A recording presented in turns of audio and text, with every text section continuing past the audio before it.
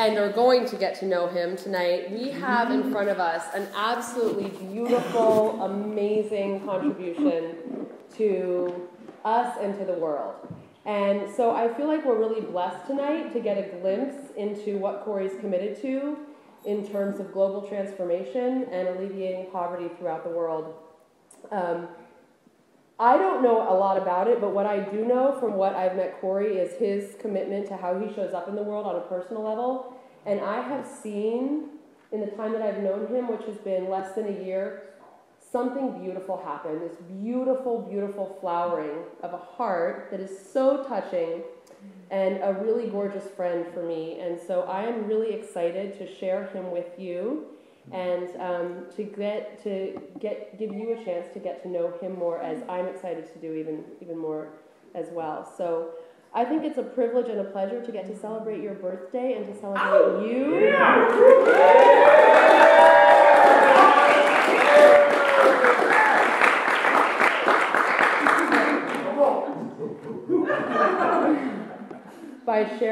By sharing in your experience of how you share with the world. So thank you for that.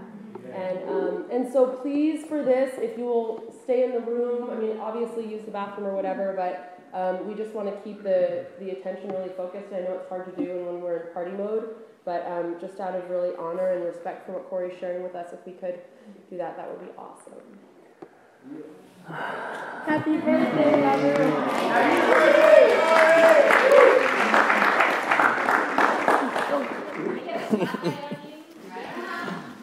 What do you want for lighting? I'm cool if you guys are cool. We don't see you.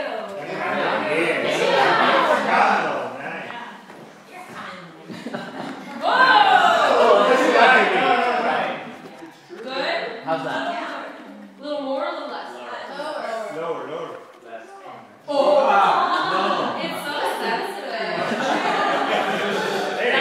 There you go. Cool. Thank you everyone, obviously, for coming out. It's super rad to share this evening with everyone, and just to be able to feel the connection and love, and I'm really grateful for each of your individual presence here tonight. And for those of you who read the event info thing, I really care a lot about the work that I'm involved with and the global issues that we're kind of in conversation about. And it's one of those things that it doesn't really serve in kind of like the little light talk conversation to really kind of like go into a sharing. And so, this is what made sense to be able to bring the team together and create a sharing in an atmosphere that was able to be like, boom, like let's show some pictures and let's talk and let's have a conversation. Let's kind of control the environment a little bit so it can all sink in. So again, thank you so much for all being out here. And I was watching that new age spiritual guys say. The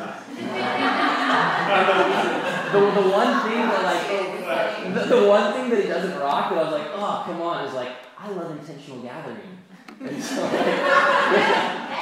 when we remake the video, that we'll put that one in there. But I love intentional gathering, and so it's super rad that we're here. I was talking to a friend of mine who's like up in the Silicon Valley area and is completely disconnected from like international development, poverty alleviation, whatever. And I was telling him about what was going on for my birthday. And I was like, yeah, I'm bringing a bunch of friends together and talking about extreme poverty, and I'm going to put them through like a visualization that's going to help them to like sink into the experience of living in extreme poverty and really like open them up to that. And he was like, that sounds terrible.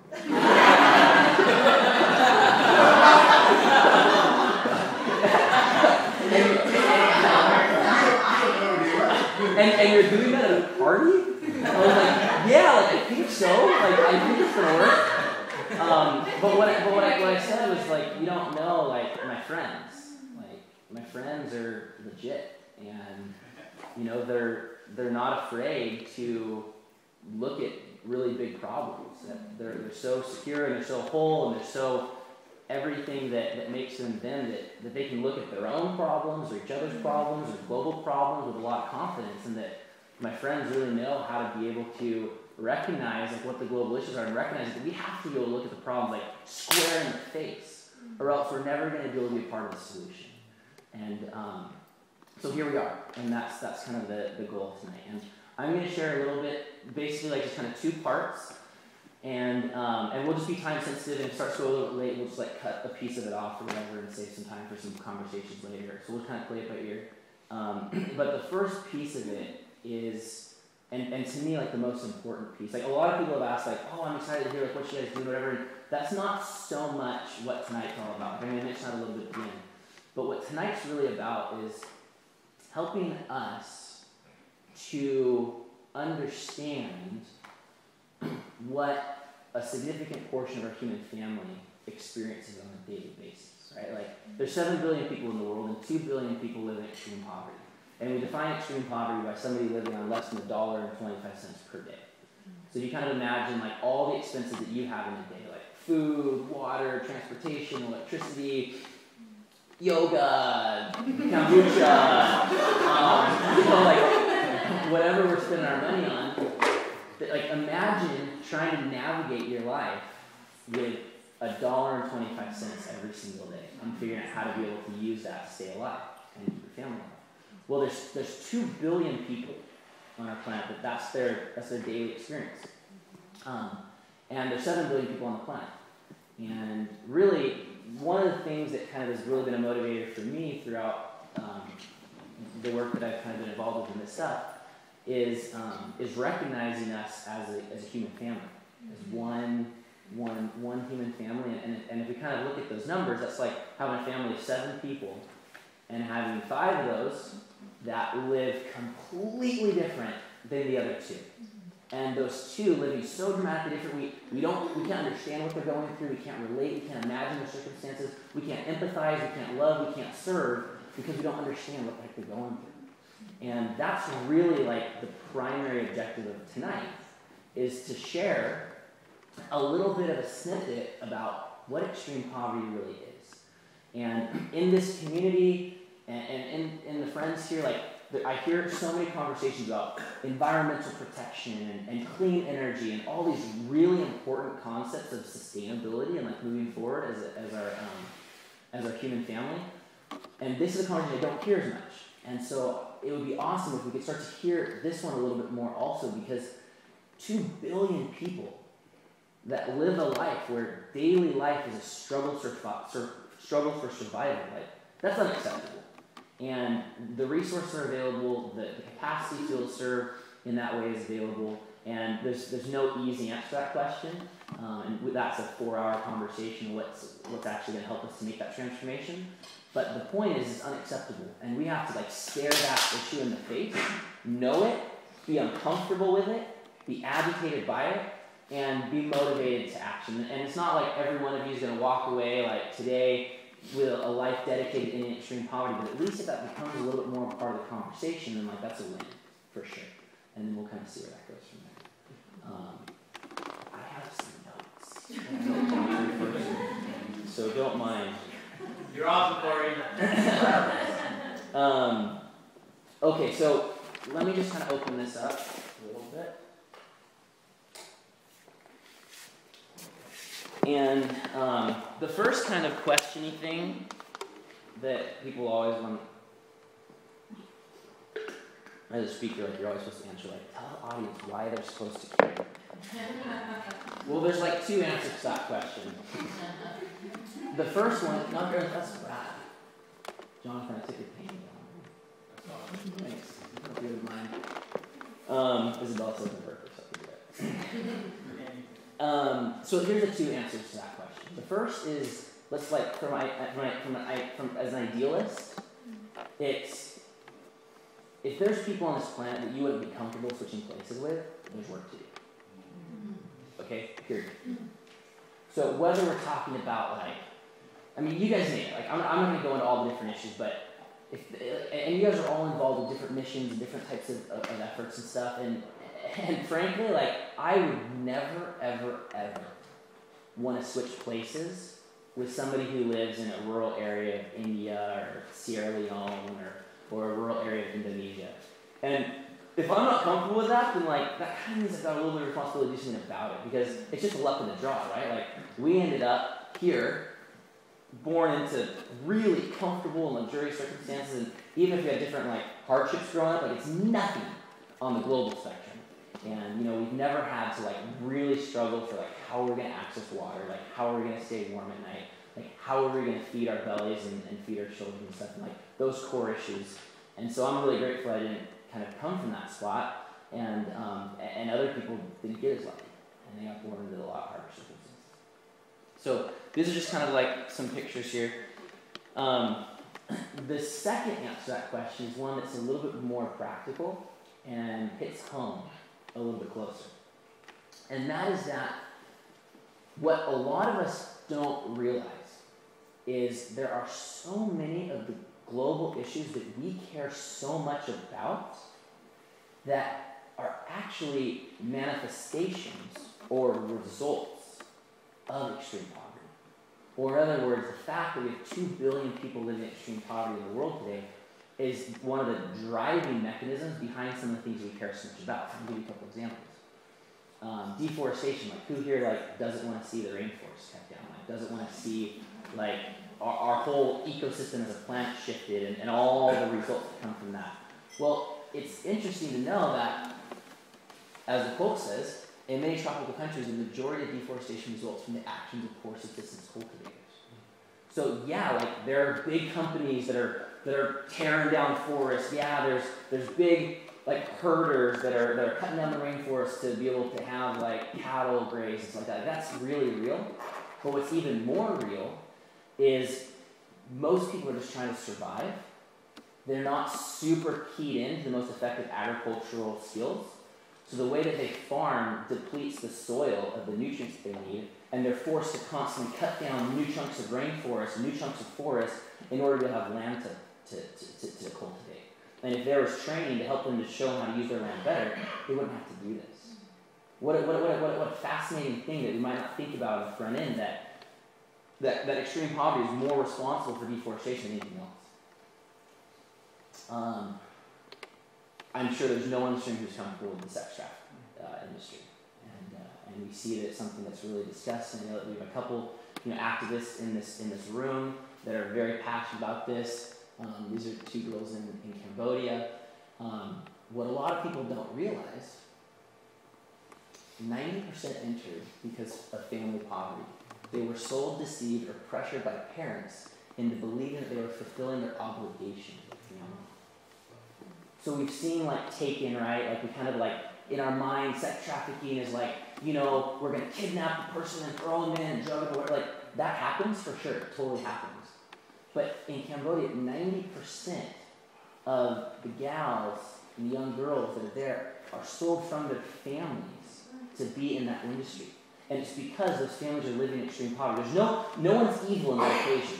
There's no like super bad person. Like you've got a family, you've got a kid that's sick, he's got typhoid, you need medicine for the typhoid, you don't have any money because your life is a subsistence lifestyle, so you don't have a cash economy in your family, so all of a sudden you need to raise funds.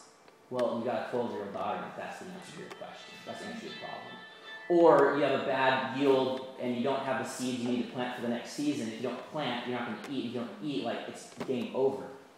So you've got, like, and so these are the things that happen. And if extreme poverty wasn't there, like, the funnel of girls into the system wouldn't exist. And it's not just sex trafficking. There's tons of academic material out there that shows that when we really analyze the people that get involved with radicalism, it's not just people that are completely like sold into the like religiosity of it. Like they're actually come from really poor situations. Their parents had a choice, like not be able to feed my kid, or put my kid in this group of Al-Qaeda or such and radical group that's going to feed them, and I might lose them to X, Y, and Z. So a lot of people that get involved with these types of programs in Yemen and other countries in the first place aren't there because of extreme poverty in the first place. Child soldiers, right? Like we've all kind of heard about Invisible Children, maybe we've seen a documentary, like thinking about 9-year-olds forced to like go on the front lines with machine guns, like that's terrible. that makes all of us sick to our stomachs. And again, we kind of imagine like big bad people coming and like kidnapping kids and throwing them. A lot of them are there because with their families, they might not eat every day. And with the army, there's a better chance they're going to get something to eat. So again, we see that like poverty is another driving force behind these things that we're so uncomfortable with. And there's pandemics, right? There's a possibility of diseases that are able to kind of like grow and breed in an environment that has a lot of the factors that lead to things getting really bad. You know, the bubonic plague was back in the 1300s. It wiped out like a third of Europe. Was from poor sanitation issues. It was festered in the really poverty-stricken areas, and then it spread throughout Europe. You know, and like these are things that we could potentially be affected by in the future. That when you got areas that, you know, like malaria or typhoid or cholera, and then they're treated with a little bit of medicine, but not totally. Like we've got all the situations that could cause a really bad strain that could come and like wreak havoc in other developing countries. So we are not separate or disconnected or completely removed, even though we live so far away, and that's not even true because 20 miles away, 30 miles away, there's people who live in extreme poverty. But we still feel like we're so far away, but we're really not. Like, it's a small planet, the planet's getting smaller. These are all really, really critical issues that are really important to understand. And if we aren't committed as a global community to really addressing them, understanding them and addressing them, then we're going to continue to deal with the results, right? And these things right here are all a lot of manifestations, a lot of symptoms. Extreme poverty is one of the causes. We've got to really be able to look that square in the eyes and address it. And if we don't address it, then we're guaranteeing ourselves, our children, our children's children, that these same problems and more will follow through the generations, right? And so then we want to recognize that actually this is kind of a big thing. Let's see what we can do about it.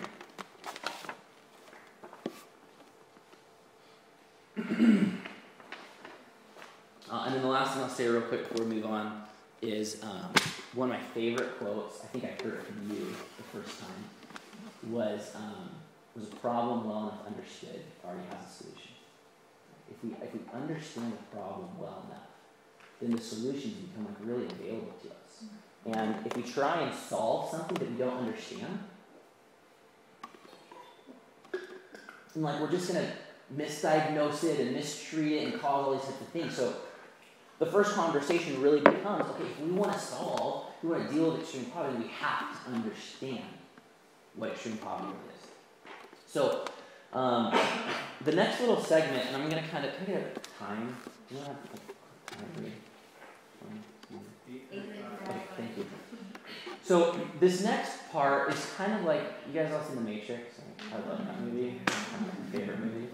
You know, like the red pill, blue pill conversation they have there? It's like, here, like, take the red pill, like, you're never going to be the same. That's kind of like what I put on the table right now. This is kind of like a red pill, blue pill situation. Like we're about to have like a little experience that's going to sink you into what extreme poverty is. And it's probably not going to be comfortable. And it's going to be very real.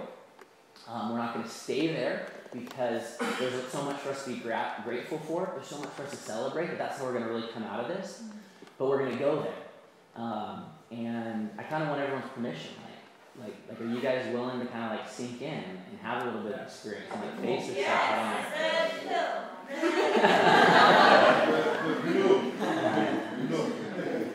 And the more that we understand these things, the more that we can really find ourselves as part of the solution, and not just kind of watching things pass us by. So here we go. You guys took the red pill, so we're diving into it. Let's get some water. Exactly, right? A little sugar to let it go down. And here's basically a recap. Deforestation, environmental degradation, climate change, radicalism, terrorism, slavery, sex trafficking, all of these are coming from Chicago. Okay. Transportation. Who here in this room traveled more than 5 miles today? More than 10. Keep your hands up. More than 20. More than 50. Okay. Yeah, so like, right, total like 50, right? So like, so tell me, like, what are a couple of things that you accomplished because you were able to travel around? A couple of things I accomplished because I travel around. Yeah, I mean like personal or professional, or like what were you able to do? Meditate. Okay. While in traffic. Put my makeup on. not like while you were traveling, but because you were able to travel.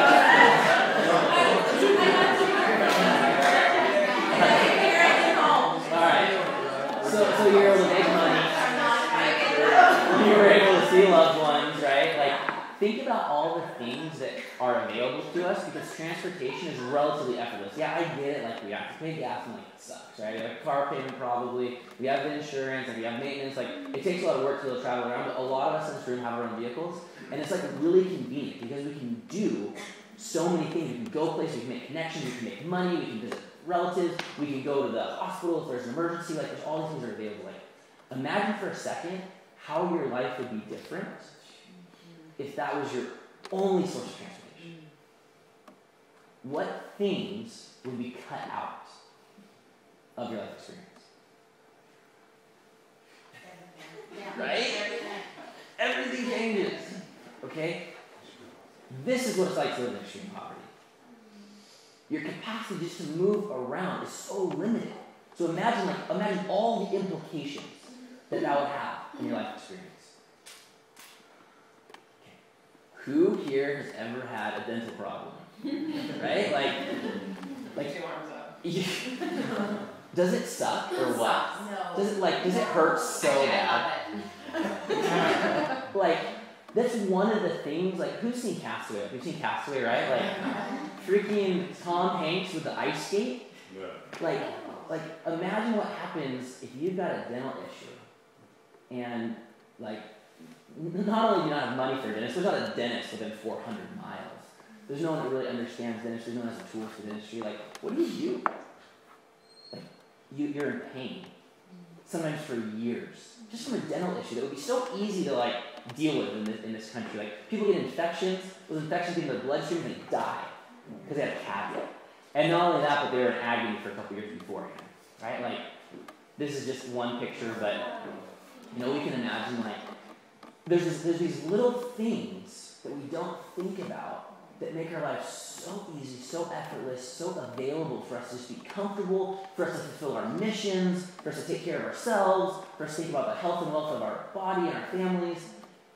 And there's 2 billion people on this planet who are like, no, they're just worrying about the cavity that they have. Okay. Lighting. Let me get an actual raise of hands. Like, who here, like, benefits from artificial light? Like, who works? How many of you guys, like, work in a situation and you're able to work because you have artificial light, right? Like, Lindsay, what would change in your life if you didn't have artificial light? I couldn't do my profession. Right? Like, you couldn't surf at day and make videos by night, right? Like, No. everything changes. Imagine if you only had about 12 hours of the day lit. And 6 p.m., anything productive is done. And we're not just talking about just making money. We're talking about taking care of yourself, right? Like, excuse me, like cooking food, like just all the basic stuff that we do so effortlessly under artificial light. Like, imagine if this was your situation. Okay, this is a kerosene lantern. First of all, a lot of families don't have kerosene lanterns. You have to buy the lantern, you have to pay for kerosene, it's expensive. Second of all, you wouldn't believe how many eye problems there are and respiratory problems there are by people sitting so close to a kerosene lantern as they're just trying to learn how to read and write at night, right? They go to school during the day, they work in their farm morning and evening, nighttime is their only free time, and like they're huddled around a little kerosene lantern, basically like asphyxiating themselves, is that the right word? With the fumes there, and by the time they're 14 years old, they've got major eye problems from that whole experience. Like, imagine if like that was what we had for lighting, and how that changed your life situation. 2 more. Loans. I know I've asked you guys to raise your hand a lot, so I'm not going to do it again, but like, think to yourself for a moment what your life would be like if you never had access to a loan. Car, education, house, business, really, really expensive dress that you put on your credit card, emergency situation, right? Health problem that you got a loan for. Just imagine like what would have been cut out from your life right now if you never had access to a loan. Now, let's go a little bit deeper and imagine if no one in your family, parents, grandparents, imagine for a second, it doesn't take us very long to figure it out. We'd probably be working menial labor because we wouldn't have gotten an education, right? We'd be living in some small little apartment somewhere. We probably would never have our own transportation. We'd have all these things, like we'd have emergency who would cause us major problems because we wouldn't have been able to get out the credit card when that came up. Our life should be radically different. There's 2 billion people on the planet who, for the most part, don't really have any access to this type of stuff. So whatever they have is whatever they have. And if there's something that they don't have that they need to either deal with a crisis or try and make progress, tough luck. It's not available. The capital you got in your pocket is all you got. So we can kind of like start to imagine like how this affects people's lives. Childbirth, last one. Here in America, childbirth is something that's really, really exciting, right? Like someone's like pregnant, and it's like, what's the baby's name gonna be, and like what color are you gonna paint the room, and like all this stuff, and is it gonna have eyes that look more like the dad or the mom? Like we get all into these conversations. There's places in the world where 1 out of every 7 childbirths results in a fatality. Mother or child, or both. So imagine the difference now. Bringing life into the world, you put your life on the line. Husband impregnated his wife, like he's putting her life on the line, right? This is like a really serious issue. Imagine if this was your option to give birth in, right? No hospital, nothing sterile, no way to prevent against infection, no way to be able to deal with hemorrhaging, no way to be able to deal with like a crisis if something comes up. Pretty much no one with any actual technical understanding of how the female reproductive organs work. You got somebody who's like sitting on your belly jumping to try and pop the thing out because that's like the intuitive answer of how to be able to get the thing out of you. And every terrible thing can happen, right? 1 in 7. So imagine what our lives would be like if we had to deal with this as something that was really a reality as we stepped into bringing life into the world. So kind of some heavy stuff, like it's real, you know. And those were just 5 kind of random examples. We could talk about hundreds of stuff just like that we probably don't think about on the surface that really affects our lives. But when we dive into it, we realize just how different our life circumstances are to people that are living in other parts of the world in different conditions. So we're going to come into this second piece of this empathetic type of experience, and we're actually going to take it even deeper. So, are we all cool with that? Yeah. So, I would like to ask everyone to please close their eyes. And we are going to do a little visualization. It'll last about 10 minutes. Just get comfy.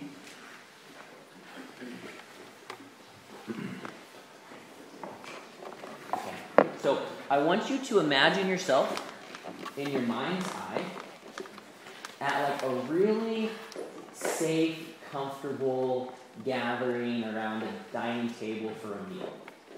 This might be with your family or with friends. Take a moment to recognize who's there, kind of get a feel for the people that are there.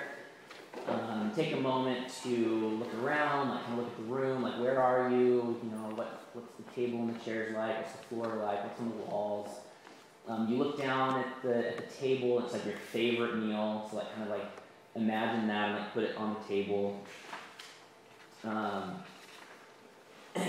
And this is, pretty typical for how, you might celebrate a special dinner or a dinner with in a normal situation. But now we're going to kind of like shift some things a little bit. So rather than kind of feeling like excited to be there, like pumped up and like whatever, you're actually feeling super exhausted. And, rather than just coming from your job where you're able to do this, that, the other thing, whatever you do presently, you actually spent all day long working the farm, and you just walked 4 miles to come back into the home.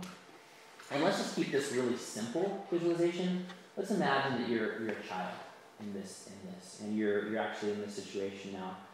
And as you sit there and you kind of look around, you look back at the table again, and rather than all that food that was there, it's all gone.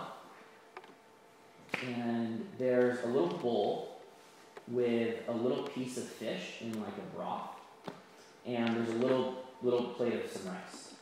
And you kind of like swallow, like a little bit uncomfortable, because you quickly recognize and get a little bit afraid, knowing that there's not nearly enough food for everyone to be able to get filled. And you know right now that even when the meal's over, you're going to walk away from it still hungry. And all of a sudden, like, that light that was there, like, that's gone. And it's darker. And there's a small little kerosene lantern burning in the center of the room. And you can't really see the other people in the room. And it got a little bit darker, and you can barely see the food. And the walls now that you were looking at before, all of a sudden, those have changed. And they're actually just dirt walls. They've gotten a lot closer. The room's got a lot smaller.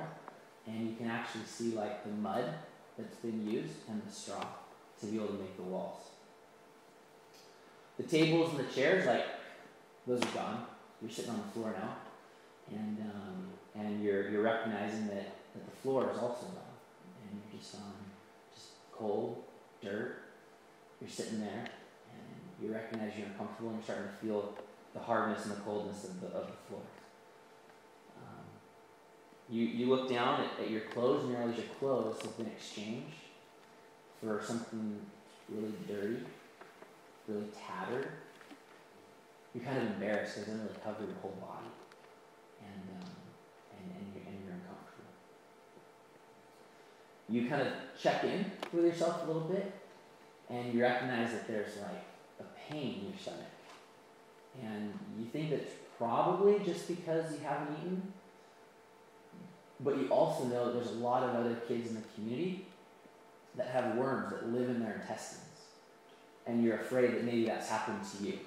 And you've got some internal problems that you're getting really afraid of. And rather than like customary, passing all the food around, everyone eating together, the food actually goes straight to your father. And he eats first. And it's really important that he eats first because he's the one that's going to go out and fish the next day. And if he doesn't get fed, then there's a chance that he's not going to be able to have the energy he needs to be able to bring food back the next day. So he eats first. And then your older siblings eat next. And then you and your mom are left to just be able to nibble at the little remains that are left. And you kind of try to imagine to yourself a little bit that it fills you up, but that's just your imagination. And you're still left quite hungry. And the food's gone, and the night's pretty much over, so you're kind of like winding down. And you recognize that you're really dirty because you're sweaty and you're in the dirt that day. And you go and look, you're like, well, at least I want to take a bath. I want to clean myself before I go to bed. There's no water to bathe. There's no bath. There's no shower. There's nothing available. Like, the way that you are is the way that you're going to be all night long, and you're going to still wake up and you're still going to be dirty and you're still going to smell bad and you're still going to be uncomfortable. And then you feel just right before you go to bed that you got a little bit of an urge to go to the bathroom. So you go and look for the bathroom, and same story. There's no bathroom. And you have to make a choice. you can either walk away from your hut into the bushes and potentially encounter a poisonous animal or another type of predator. You might encounter another one of the community members that is kind of in a predatory mood that night, waiting for someone to go out into the bushes. And it's a little bit of a walk and it's cold. So you can go out there, that's one option, go out into the bushes. The other option is just kind of stay by your home and like do what you have to do, like right outside your home. But this makes you feel really embarrassed because you know that whatever you deposit there, like it's going to be there in the morning looking in the face. And you also don't fully understand it, but you know that that's can kind of like make you or your family sick. And you have to make a choice. Do you go right there by your hut, or do you walk out into the bushes? Neither of them are good options. You make that decision, you take care of that, and you come back into your hut, and you're like, well, okay, the only thing that I want, the only thing that I'm asking for, is just to be able to have a drink of water before I go to bed. Because you're thirsty, and you've woken up so many times thirsty and not being able to quench that, and you don't want to have that experience again. And your mom has 2 little buckets. One bucket has water that's been boiled and is clean for drinking. The other bucket is dirty. It's right out of the pond, and you know that it's got some diseases and some other things, and you know that you get really sick and you don't feel very good when you drink that water. And you go and you lift up the lid of the pot that has the boiled water, and it's empty. Some other people in your family have drunk all of it, and there's nothing left. And you look at the other bucket that's got water in it right from the pond, and it's full. And you have to make a choice. Do you drink the dirty water that you know is going to make you sick and not feel very good? Or do you just go to bed thirsty? Well, you make that decision, and then you realize that you're just off to go to bed. And of course, it's no surprise, there's no bed. And you find your blanket. It's about 2/3 of the size of your body. And you kind of figure out how you're going to lie down for the night. And sometimes you put it on the ground so that the dirt's not as cold and it's not as hard and it's a little bit more comfortable. But then your body feels really cold. And other times you put it over you and you kind of like curl up real small so you can try to cover your whole body, but then you're laying directly on the dirt. And that's really uncomfortable. You hate that too. So you kind of make that decision of which one you're gonna choose.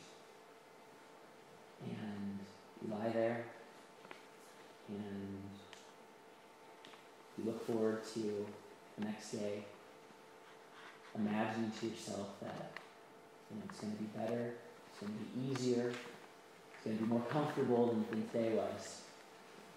But you kind of know that it's actually going to be exactly the same.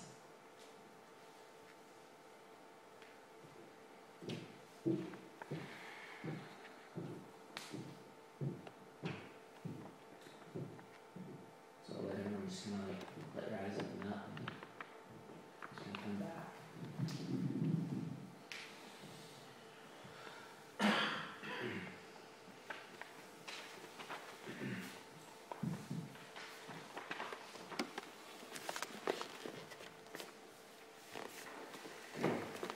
This is a girl named Mariel.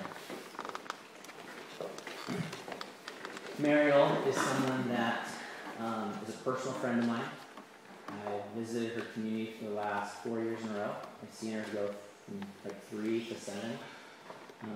Jess Davies, who's here, also knows her really well. She's like the cutest, smartest, coolest little girl like in the whole world. We love her so much. This is her kicking it with Karen, one of our other teammates. This is her rocky gangster, right? She's all like doing her thing and like, you know. This is her hanging out with her friends. We love this girl so much. This is a little poor Mariel shot. So she's like adorable. We both think we're pretty cool. Actually. Yep, that was the honorary event pick. This is her actually, she crawled up and fall asleep in my lap as I finish like late night meetings and stuff. You can see that from this last picture, where she's got kind of hair. This is just a couple days later, and they had to shave all of her hair just because she has like fungus that grows all over her scalp. It's pretty common out there.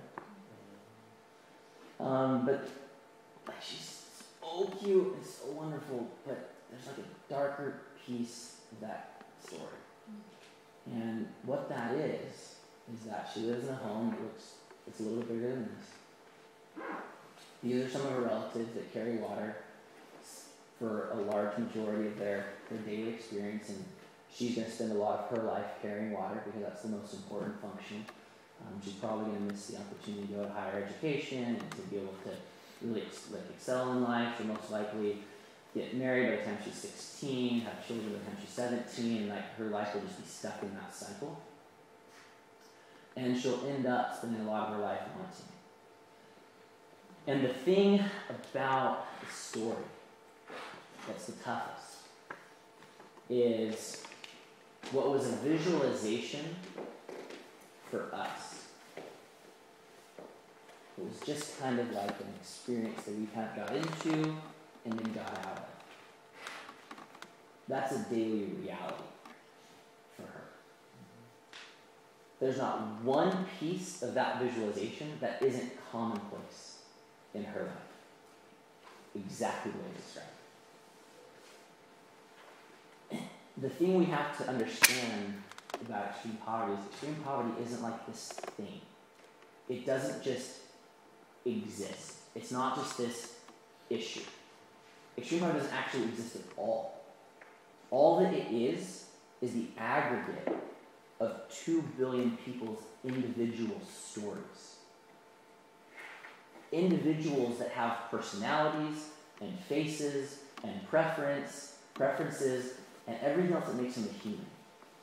And it just is really, really terrible circumstances for so many individuals all put together. And that's so hard for us to wrap our minds around that we just have to call it extreme poverty and say it's a big issue and put it in the corner. Because we can't even process the daily life that's a struggle for survival at an individual level like Mariel times 2 billion.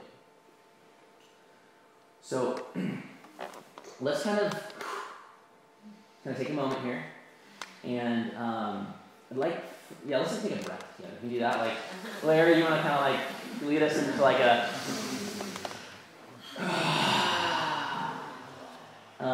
take someone next to you and take a couple minutes to share with them what came up, what you thought, what you felt, what you experienced, any breakthroughs, revelations, or ideas that you had as we kind of went into extreme poverty. So let's just take a couple minutes and let's have a little sharing.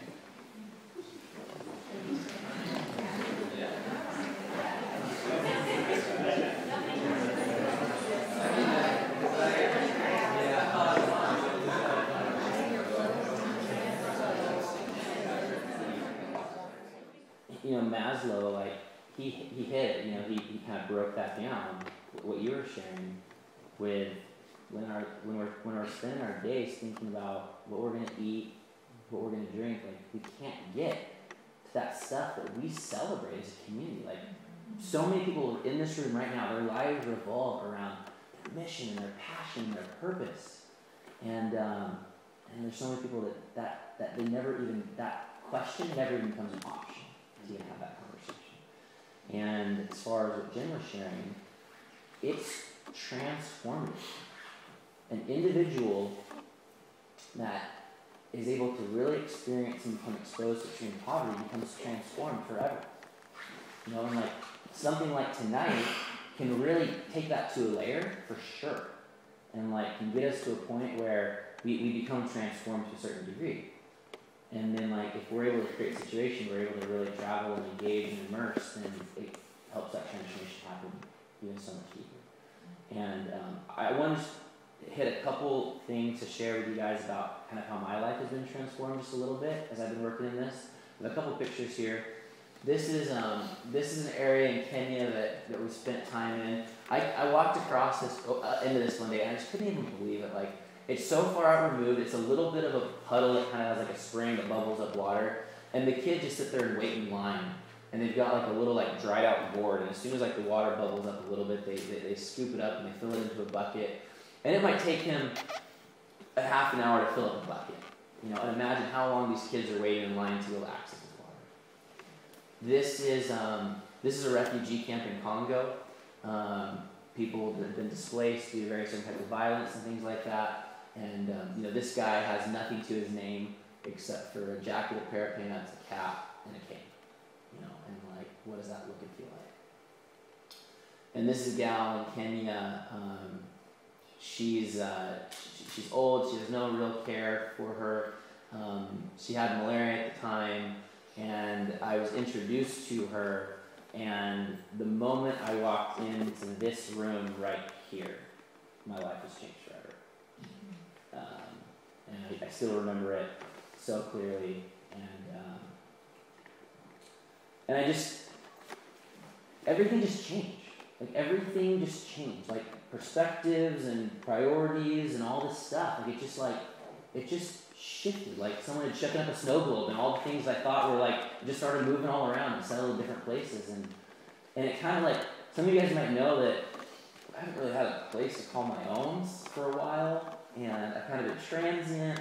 And if you look closely, you'll see that every week I wear like the same 2 pairs of pants, like the same like 3 t-shirts, and like that's like no problem at all.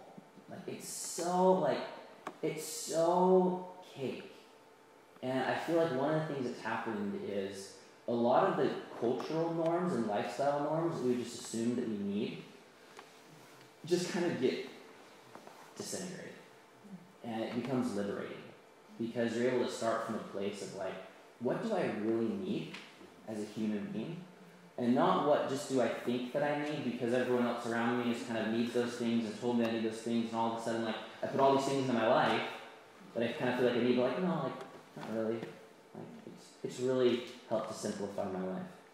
Another thing that it's helped to do is bring gratitude in a really powerful way that I consider to be an enormous blessing, just like kind of liberating from that stuff I just mentioned before. Like a lot of us are in this conversation, like, yeah, we want to live in gratitude, we want that to be real, and like we want that to bring happiness and drive humility and all those kinds of things. Well, when you have really close friends that, you know, probably don't have a meal that day, or don't have a comfortable place to sleep, or don't have this or whatever, and like that gratitude, like it becomes real. To use Jess's favorite word, like it becomes visceral. Like so many of the things that are so easily available to us become a celebration of gratitude and just like kissed by the bliss of gratitude because of the clear contrast that you can make every single time you have a meal, you have a glass of water, you are able to jump in your car and move around easily, you're able to jump into a comfortable, soft, warm bed and get a wonderful night's sleep on your like mattress that's been like ridiculously engineered to like provide like perfect spinal adjustment, and like you have like one firmness and like your husband has like a different you know, so like the mundane experiences become kissed with gratitude. And then the other biggie, which I'll show in a second.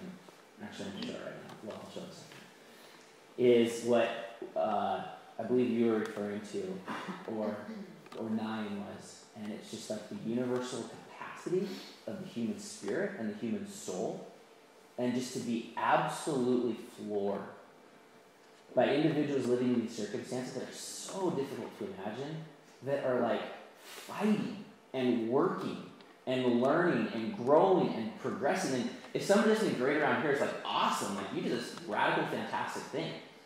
If somebody does something great out there, they did that radical, fantastic thing in the context of being thirsty, being malnourished, using their feet for their own transportation, being penniless, and the list goes on and on and on. And I've been so inspired, and I've learned about what humans are actually capable of being, the resilience that it's very difficult for us to even have a situation to really explore the capacity of our resilience in the life circumstance that we have. The determination, the focus, the strength, the sheer willpower, the capacity to be able to stare at something so hard and so painful and say, I've got to do it anyways or else the kids don't eat. Like, that has been fantastically inspiring. And I've been able to bring some of that experience back here and kind of like rose the bar for the way that I feel about us humans and what we're really capable of doing. So, there's a couple things that I wanted to share, but I'm just going to skip for tonight. One of the things I think is a really fascinating conversation is really talking about extreme poverty, talking about the global situations that have kind of resulted in this situation, talking about some of the things that we have done as Americans or as Western countries, and the colonialization process and the imperialism process. You know, so much of our comfort, of our opulence, of our wealth isn't just because like we're smart and hardworking and all these things we give ourselves credit for. It's because like our countries and other countries have helped to push other people down that process. And there's a lot of things that we would have never gotten to this state of wealth and comfort if we hadn't been directly involved in actually like causing some problems in other parts of the world. And that's a really fascinating conversation, and I would love to dive into that for a couple hours if the time is right. But I feel like it's a really important thing for us as Americans to know what has led to these global circumstances and how there's kind of a karmic issue here. Like, this is a karmic conversation. Like, we have this because of this, and therefore because of this, we kind of have an obligation and responsibility to kind of do this, if you kind of get what I'm saying. So let's wrap up by talking a little bit about international service. Who here has like really been involved with a meaningful international service opportunity where they were really able to feel like they were able to serve themselves and others in that process? Jim, can you just give us a quick blip, like how did that affect your life?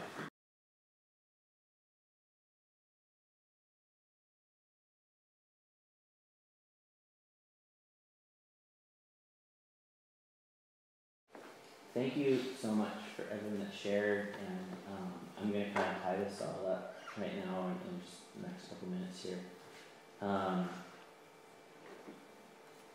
Being able to be a part of this type of work transforms your life forever. Like, not even to mention the positive impact you can have overseas. You know, and like if we're in a community that like we're committed to our own development and purification, transformation, like, I've talked to so many people, like hundreds and hundreds of people over the years that have said that that's at the top of their bucket list. Like, I want to travel and I want to serve, and as soon as this happens, and this is what I want to do, and like yada yada yada. People see that as like this thing that like that they feel drawn to. And if I have one message tonight, it would be to like really listen to that.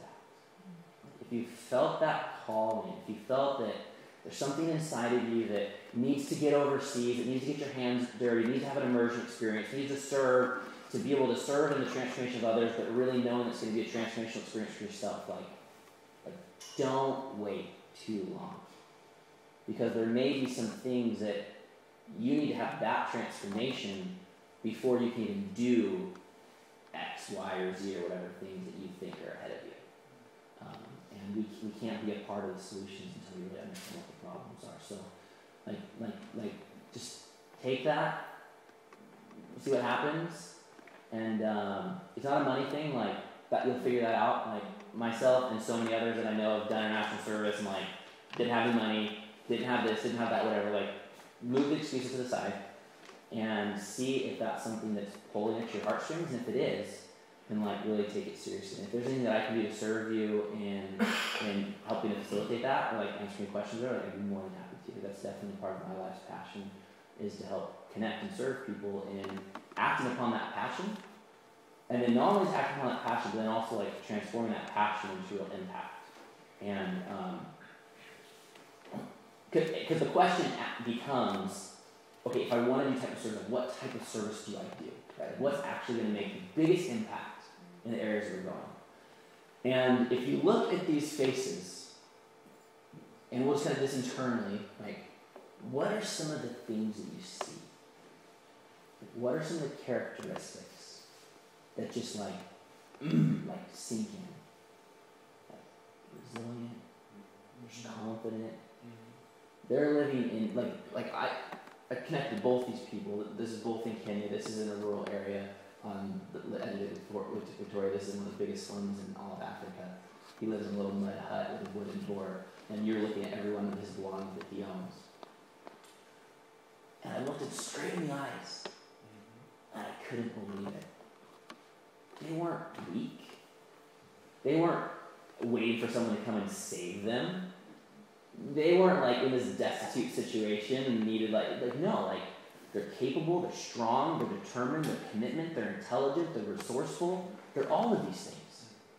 So what do they really need at the end of the day? What's the best way to come in and make a sustainable impact?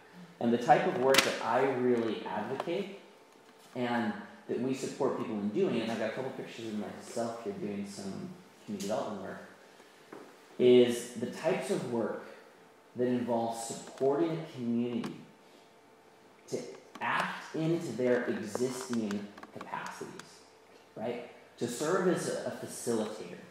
Not to come in and say, this is the answer, we're going to do this thing, we're going to give you this thing, we're going to this, that, or the other thing.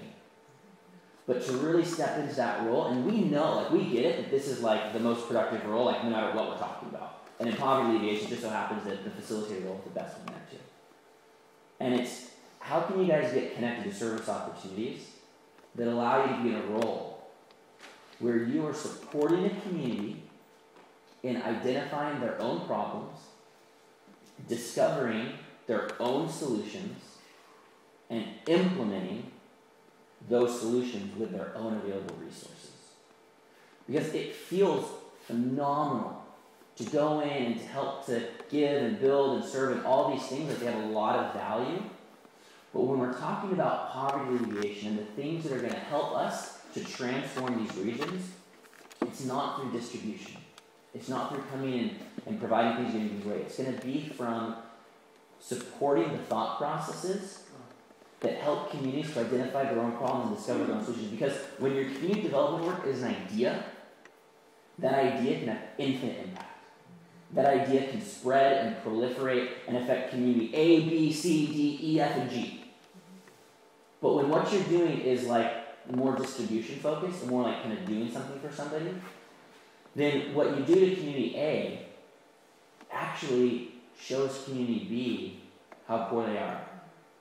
And puts community B in a situation where they're hoping that the white people come and do to community B what they did to community A. And that actually can reinforce some really negative thought processes and needs, if you're familiar with that term.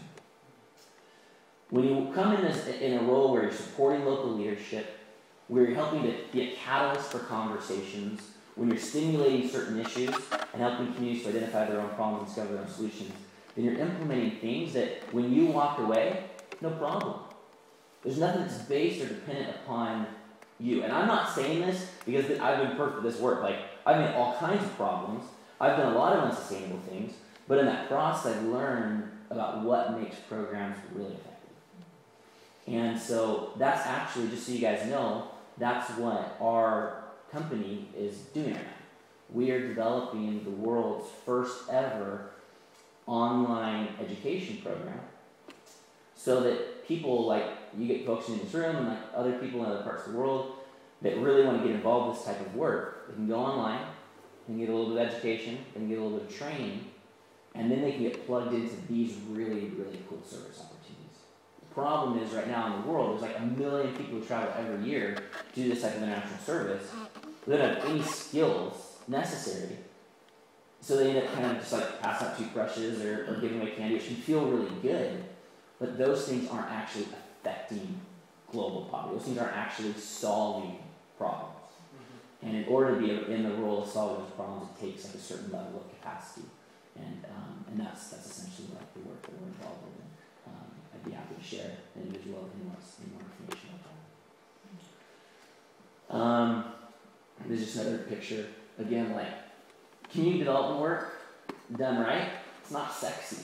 Like a lot of times it's not like that like beautiful like running water or like the beautiful big like corn stalk that's like grown because like you put a lot of like artificial fertilizers and stuff so you can take this like picture that looks really good. Like it's not sensational, it's just conversational. It's helping to be able to organize and mobilize social capital. It's helping leaders to be able to do what they're doing better. It's helping people to be able to network together, to work together, to share. Farmers to be able to work together. Women to be able to come together and solve health issues. And it's all very doable. It's not complicated. And these types of results that can come from basic conversations can be able to change people's lives forever. So coming out of it, like, there's so much to celebrate. Like, this world is totally fantastic. And yeah, are there people that live in extreme poverty? Absolutely. Is our life quite different from that? Absolutely. But take a moment and think about what that actually means. That means that while so many people are struggling to survive, we've been put in this situation in our global context where in this room, we're like the top 1%. Do you guys know that? But like, we're like the top 1%. Like if you have like a refrigerator and a mattress, you're like the top 20%, and we've got a lot better than that.